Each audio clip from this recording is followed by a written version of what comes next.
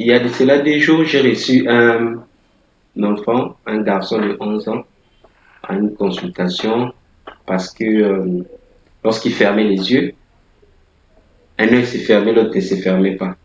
Et après consultation, on s'est rendu compte qu'il s'agissait d'une paralysie faciale périphérique affrigorée de Charles Bell. C'est ainsi que j'ai décidé de pouvoir faire une vidéo pour parler de cette paralysie parce que cette paralysie, bien qu'elle n'étant pas mortelle, mais c'est plutôt une urgence aussi, surtout sur le plan fonctionnel et esthétique. Parce que lorsqu'elle n'est pas soignée à temps, précocement, la personne peut garder des séquelles esthétiques et fonctionnelles.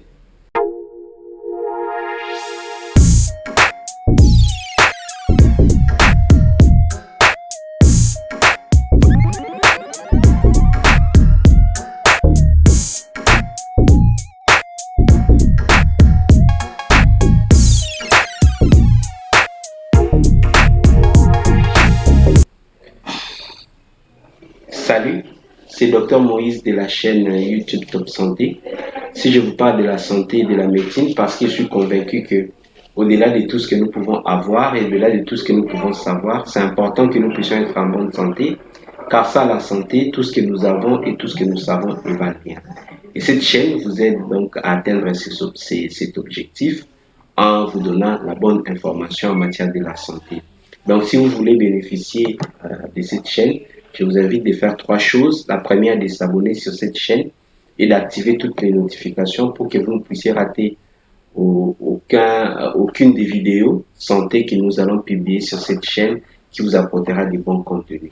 La deuxième des choses, c'est de pouvoir partager ces vidéos à d'autres personnes pour qu'elles puissent découvrir également ce que vous venez de découvrir. Qui sait si ce conseil pourra apporter quelque chose de bon et éviter certains problèmes de santé à d'autres personnes. Et la troisième des choses, si vous avez des questions à poser, vous pouvez nous les poser et nous ferons une vidéo spéciale pour vous où nous allons répondre à votre question parce que nous avons une rubrique spécialisée intitulée La réponse à vos questions où nous répondons aux questions de nos spectateurs. Et donc, comme je le disais tantôt, aujourd'hui nous parlons de la paralysie faciale affrigorée de Charles Bell. Une paralysie, c'est quoi? En fait, une paralysie, c'est une plégie. Une plégie, c'est quoi? Une plégie, c'est une perte de la motricité et de la contractilité des muscles. En fait, chaque muscle a la capacité de se contracter et de se relâcher. Lorsque le muscle perd cette capacité de se contracter, on dit qu'il y a une paralysie. Donc, le muscle est paralysé parce qu'il ne peut plus se contracter, il ne peut plus faire ses fonctions comme il le faisait d'habitude. Et dans une paralysie faciale, c'est les muscles de la face qui n'arrivent plus à se contracter. Et donc, ça entraîne une paralysie.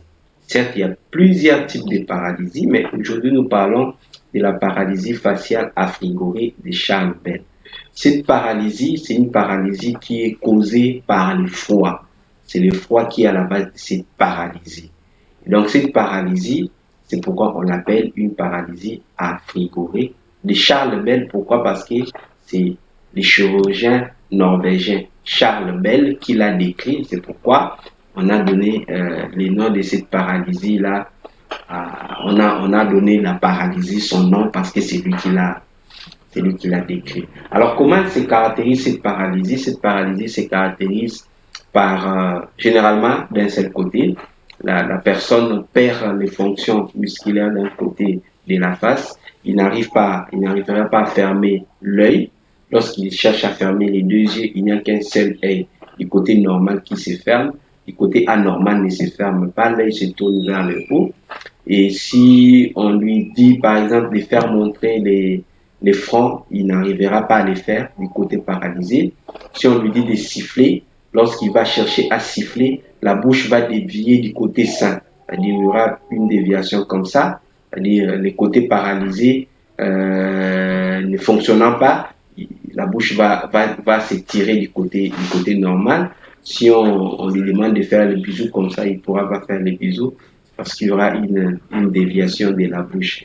Et lorsqu'il faudra manger, la nourriture stagne également d'un côté. Il va avoir une perte de goût dans la partie antérieure de la langue parce que les nerfs faciaux assurent l'innervation également de la langue. Donc cette paralysie-là, facial, il est causé en fait par une atteinte du nerf facial. Le nerf facial, c'est les nerfs qui assurent la motricité, entre autres, des muscles de la face. Et la face, pour que nous puissions faire tous les gestes qu'on a au niveau de la face, fermer les yeux, parler, bouger, faire tous les signes, siffler, on a besoin de ces nerfs-là pour activer les muscles de la face. Alors, lorsque les nerfs-là est touché, et donc ça entraîne une paralysie. Une paralysie d'un côté de la face, et donc ce que nous appelons une paralysie affrigorée de Charles Bell, causée essentiellement par le froid. Alors, comment se traite cette paralysie? Cette paralysie se traite facilement par trois moyens. Premièrement, c'est le traitement médical. On donne une corticothérapie plus des vitamines. Globalement, il y a la kinésithérapie qu'on rejoint en cas de cette paralysie. Et puis parfois, on peut faire la chirurgie, on fait une décompression du nerf facial au niveau de sa sortie du crâne. Et du point de vue préventif, vraiment, ça c'est très important. Il faut, pour prévenir cette paralysie faciale, il faut éviter hein, d'avoir des coups de froid. Et surtout si on se retrouve dans un environnement où il fait très froid, il faut bien protéger cette région, la région des oreilles. C'est par là que les nerfs faciaux sortent pour que voilà, les nerfs ne puissent pas être atteints. Il faut aussi éviter à ce que les enfants s'amusent trop avec l'eau.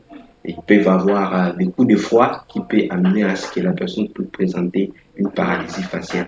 Et lorsque la personne présente cette paralysie faciale, la personne est en bonne santé, il n'y a pas de fièvre, il n'y a rien, il n'a pas de douleur, rien d'anormal, seulement que bon, certains gestes au niveau de la face ne sont plus possibles et la personne est en bonne santé, il n'y a rien, il n'y a pas de symptômes. Mais c'est important de les prévenir, surtout de les soigner précocement, parce que lorsqu'elle n'est pas soignée précocement, la personne peut garder des séquelles. Quelles sont les séquelles? Il y a notamment les séquelles qu'on appelle les larmes des syndrome des larmes des crocodiles. La personne qui a ces séquelles, lorsque la personne mange, il y a les larmes qui coulent. La personne mange, il a l'impression comme si la personne est en train de manger et de pleurer. On appelle ça le syndrome des larmes des crocodiles.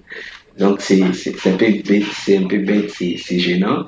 La personne est en train de manger, pendant qu'il mange, il y a les larmes qui coulent, comme s'il pleurait parce qu'il avait la joie de manger, alors que c'est pas le cas.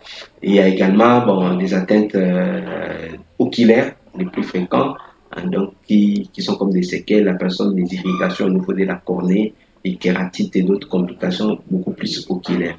Et parfois aussi l'œil ne se ferme pas trop bien. Il peut y avoir persister une petite déviation de la face lorsque la personne parle, il y a la bouche qui dévie d'un côté.